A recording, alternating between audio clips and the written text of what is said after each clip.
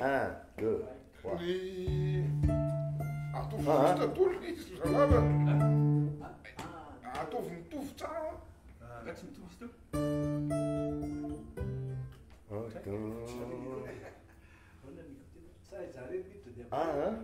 Effice si l'allait intro amin'ny toro.